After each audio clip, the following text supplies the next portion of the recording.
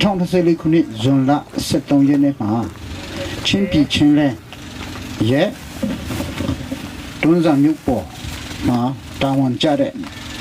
ချင်းမျိုးသားတမတော်နဲ့ပူးပေါင်းတပ်ဖွဲ့တနည်းအားဖြင့်ချင်းပြည်ချင်းလဲကာကွယ်ရေးတပ်ဖွဲ့ကနေမှာမော်တော်ယာဉ်အမှတ်4438ဖြင့်အိန္ဒိယနေစတုတေဆောင်မြတ်စပ်ပြဘူး1100နဲ့ထုတ်ထားတဲ့ဘင်းဖြူကီလိုဂရမ်9500ကျွန်တော်တို့လက်ရှိလက်လာချက်အရာကာလတန်ဖိုးအဖြစ်အိန္ဒိယကျပ်ငွေ300ခန့်နဲ့မြန်မာကျပ်ငွေအဖြစ်9000ခန့်မှကိုတရခန့်နဲ့တက်ခန့်ပစီယာနဲ့အတူဖန်စီထင်းထင်းခဲ့ပါတယ်တစ်ဆက်တည်းမှာမူကြီးစေဝါနဲ့စိတ်ကိုပြောင်းလဲစေတဲ့စေဝါများဆိုင်ရာဥပဒေအရချင်းမျိုးတပ်မတော်ဗဟိုစီယုံမှ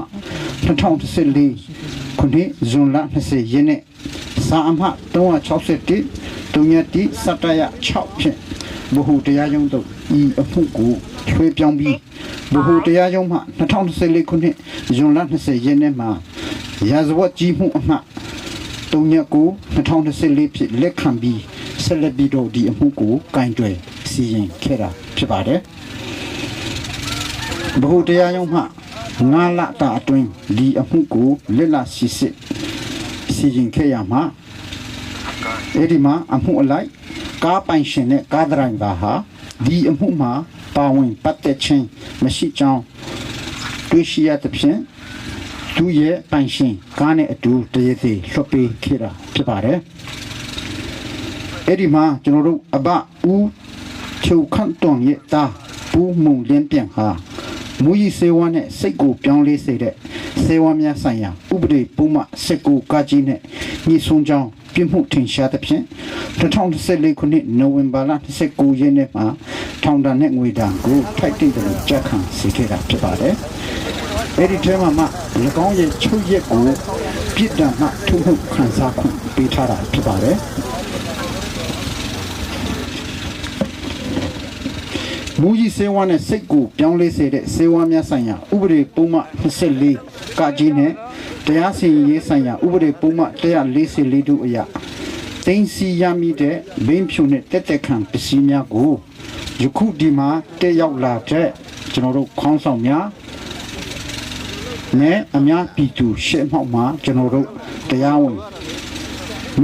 မိရှုပ်ဖြစ်စီသွားမှာဖြစ်ပါတယ်ကျွန်တော်တို့ချင်းမျိုးသားတအုပ်တမတော်ဟာလူအဖွဲ့အစည်းနဲ့လူသားမျိုးနွယ်ကိုအန္တရာယ်ပြုနေတဲ့မူကြီးစေဝါတိုက်ဖြတ်ရေးကိုပြည်သူလူထုသက်ဆိုင်ရာလူမှုအသိအဖွဲ့များတာဝန်ရှိများအာဏာပိုင်အဖွဲ့အစည်းများနိုင်ငံတကာနဲ့လက်တွဲပြီးတော့ဆက်လက်ပြီးတော့ကြိုးပမ်းဆောင်ရွက်ခဲ့နေတာဖြစ်ပါတယ်။အဲဒါကြောင့်ကျွန်တော်တို့ဒီနေ့ဒီမှာပါဝင်တက်ရောက်လာကြတဲ့ခေါင်းဆောင်များအားလုံးပြည်သူများအားလုံးကျွန်တော်တို့လူကိုအန္တရာယ်ပြုနိုင်တဲ့လူသားမျိုးနွယ်ကိုမျိုးသုံးဆင်မဲ့ဒီမူကြီးစေဝါတိုက်ဖြတ်ရေးမှာတက်ကြွပါဝင်ကြဖို့နဲ့အားလုံးဝိုင်းဝန်းပံ့ပိုးပြီးတော့ကျွန်တော်တို့ဆက်လက်ဆောင်ရွက်သွားဖို့ဖြစ်ပါတယ်။တစ်ဆက်တည်းမှာဒီနေ့ဒီချိန်မှာကျွန်တော်တို့မှာချင်းပြည်အစိုးရကတရားဝင်ပေါ်ပေါက်လာပြီဖြစ်တဲ့အတွက်ဒီတော်လှန်ရေးကာလမှာအဲ့ဒီလိုအမှုဖြစ်စဉ်တိုင်းမှာကျွန်တော်တို့ဒီ